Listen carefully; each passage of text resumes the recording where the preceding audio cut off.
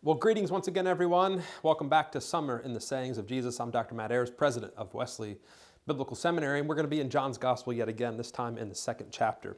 Starting in the first verse, it says this: On the third day, there was a wedding in Cana of Galilee, and the mother of Jesus was there. This third day language is important because in the future, in John's Gospel, towards the end, we're going to see the resurrection of Jesus, where Jesus comes back to life after 3 days dead. And so this is a foreshadowing of the resurrection. And what it's saying is that on the day of the resurrection, it's like a wedding celebration. And remember too, the counting of days is important in John's Gospel because John has in mind this new creation motif. We see this in the opening chapters of John's Gospel. John 1, in the beginning was the Word, and the Word was with God, and the Word was God. That's Genesis language. That's creation language. That's new creation language. And so once again, on the third day, there was a wedding. So what they're saying is, on the day of the resurrection that's going to come, it's going to be like a great big wedding. And the mother of Jesus was there, and both Jesus and his disciples were invited to the wedding. When the wine ran out, the mother of Jesus said to him, "They have no wine."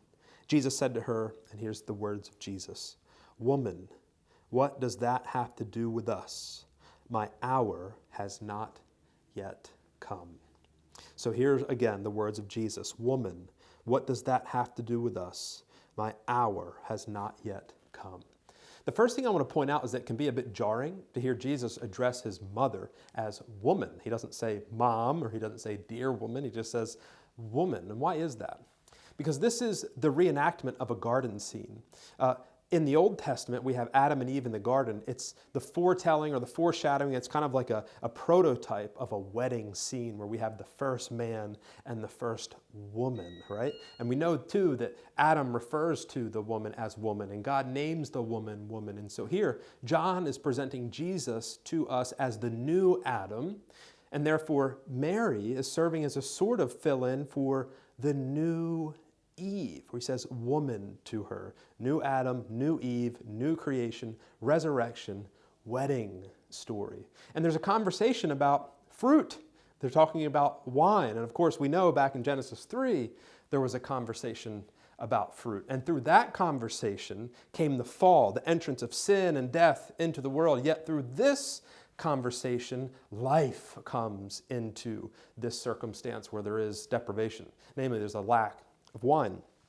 So woman, what does that have to do with us? And then he says, my hour has not yet come. And that's where I really want to focus in terms of the sayings of Jesus. What does Jesus mean when he says, my hour has not yet come? Well, first, Mary seems to assume that Jesus has some supernatural ability to do something about this wine situation. And of course, she's right. As we read on in the story, we'll hear about how Jesus instructs his disciples to go and fill these water jars or stone jars that were used for Jewish purification with water. He then turns it to wine. It's a lot of wine. And that's fulfilling a prophecy. It's an Old Testament prophecy that talks about when the new kingdom comes, the mountains will be overflowing with wine. And what John is telling us is that Jesus is the fulfillment of the Old Testament prophecy of a new covenant and a Messiah who is to come. And so she seems to know Jesus has some sort of supernatural ability to produce wine somehow. She has faith in Jesus to fix this situation. And she's a model for us in that sense. We too, like Mary, are to go to Jesus with the issues in which only perhaps faith can fix. And he says, my hour hasn't come yet. What does he mean again? What is he referring to? He's referring specifically to his crucifixion. Jesus knows that he has come with the singular mission to die on behalf of a fallen humanity as the new Adam. That's interesting to think about because Jesus did a lot of other things other than just die and, of course, resurrect. He healed people. He cast out demons. He brought people back to life. We can think of Lazarus as an example. He walked on water. He calmed storms. The list of Jesus' miracles is very long. In fact, John presents to us Jesus as the one who performs signs. This is John's book of signs. That is the indicators that he is the new Moses. He is the new Adam. He is the Messiah. He is the one in the likeness of David. He's the one that we've been waiting for. How do we know that? There are all of these signs. Jesus performed all these miracles. But Jesus didn't come just to perform those miracles. Jesus didn't come to just heal lepers. He didn't come to just cast out demons.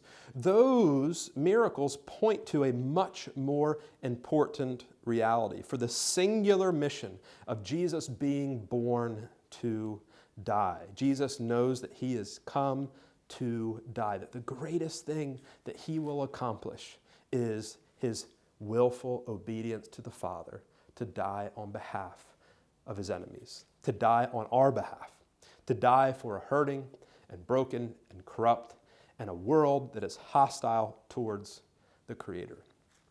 If Jesus had performed all those miracles but didn't die, his work would have been incomplete. The mission would have failed.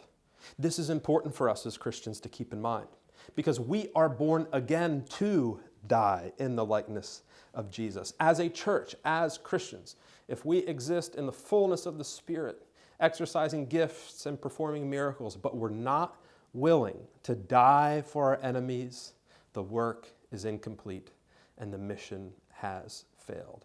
And I'm not just talking about dying for our enemies, I'm talking about love. If we fail to love to the point of a self-giving, self-sacrificing love, a love that is inspired and sustained by the third person of the Trinity, the Holy Spirit, then the mission of the church has failed.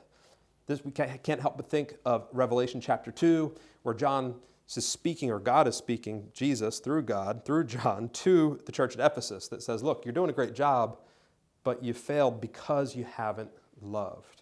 And as a church, in the likeness of Jesus, we are born to self-sacrificially love the world. And if we don't, the mission has failed.